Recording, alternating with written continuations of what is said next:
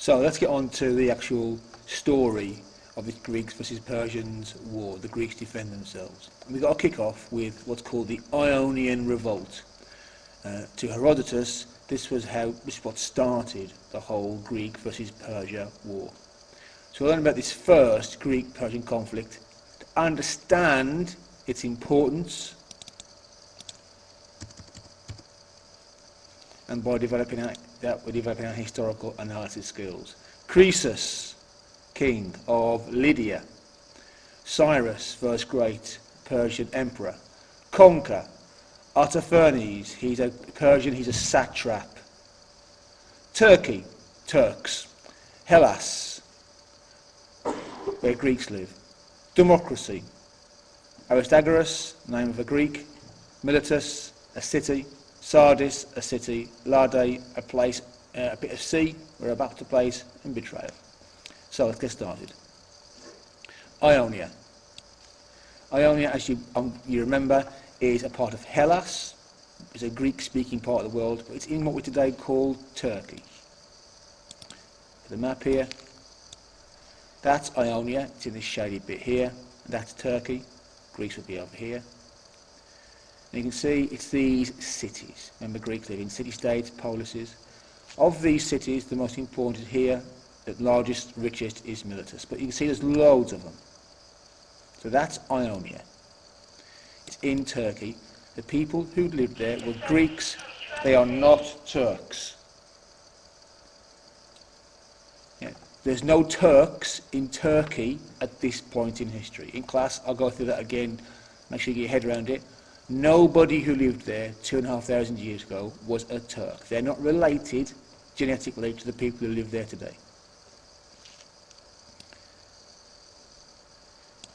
The year 546 BC was when Croesus, who was the king of Lydia, who previously his ancestor had conquered Ionia, he went to war with the Persians, he went to war with Cyrus and lost. When he lost, Ionia became part of the Persian Empire. It became a satrapy. It became a satrapy, which means it needed a satrap, a governor, a ruler, a Persian to run it.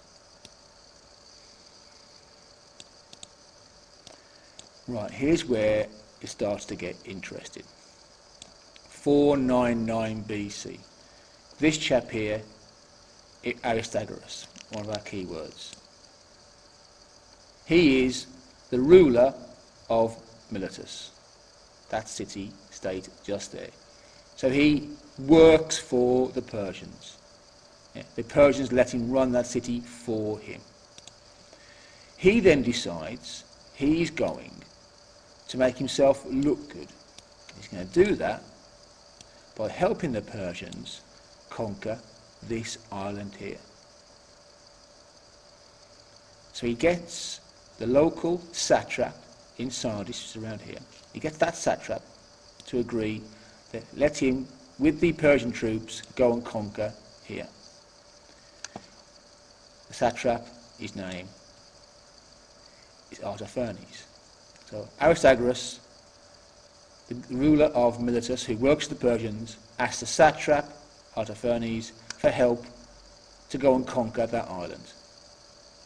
This plan all goes terribly wrong.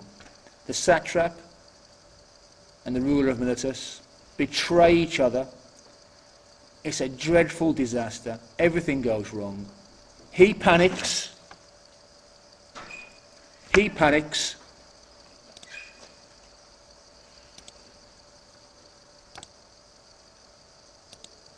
So as I was saying, he panics and starts a revolt. He thinks, right, if I've gone wrong here, I've blown it, the emperor of Persia is going to execute me for making a mistake by Darius at this point.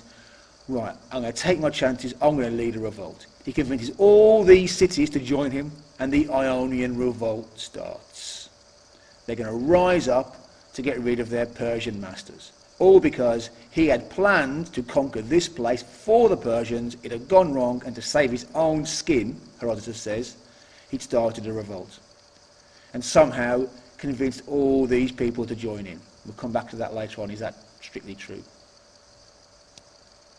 Next, Aristagoras travels, he needs help. He goes to Sparta. He visits the Spartan king Cleomenes and asks him for help. This is the first time we hear of Gorgo. Yeah? At this point, Gorgo is a child. She's with her, Herodotus says, she's with her father when he turns up, and she, as a little girl, warns her father, king of Sparta, Cleomenes, not to help this guy. He's obviously a brigand, a thief, and a trickster. So the Spartans won't help. So next he traipses off to Athens. And in Athens, he asks for help. Athens is just recently turned into a democracy, and the Athenians agree to help him. And they send off 20 ships to help the Ionians to fight the Persians. This develops into a big to-do. So,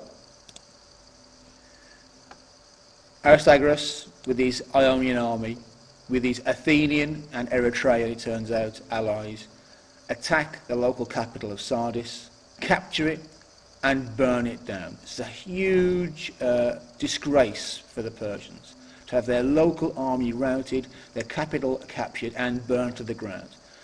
Persians are not going to stand for this. They start fighting back big time. The Athenians soon have enough and go home and leave the Ionians to it. And over the next 5 years, the revolt is slowly crushed. City after city is recaptured. Finally, there's one last big naval battle at Lade, which is just off the coast of Miletus. And at this sea battle, the Ionians are crushed by the Persians. Principally because about a third of the Ionian fleet turns tail and runs just before the battle. That some sort of deal has been done, we think, with the Persians, and they deliberately betray the other Greeks just for the battle and turn tail and run. The rest of the Greeks left behind are, there are not enough of them, and they are crushed by Persia. That is the Ionian Revolt. Yeah? And Herodotus says that this revolt is what really started the wars between the Greeks and the Persians. Principally, when Athens came to the aid of the Ionians, it insulted the Persians so much they were determined, afterwards Darius was determined to get revenge on the Athenians. Is this true? So Herodotus says, for certain, it's this. It's the Ionian Revolt. Other historians say, well, hold on. When the Persians finally went after the Greeks, maybe it was just a normal empire expanding. Yes, they did have some beef with the Greeks, with the Athenians, but they would have done it anyway. So that's the argument within history. Does the Ionian Revolt, is it the main cause of all the wars we're going to be studying, or is it just one of the causes? Herodotus thinks it's the cause. Other people think, no, it's just one of the causes. The Persians were an empire anyway, and they would have started sooner or later.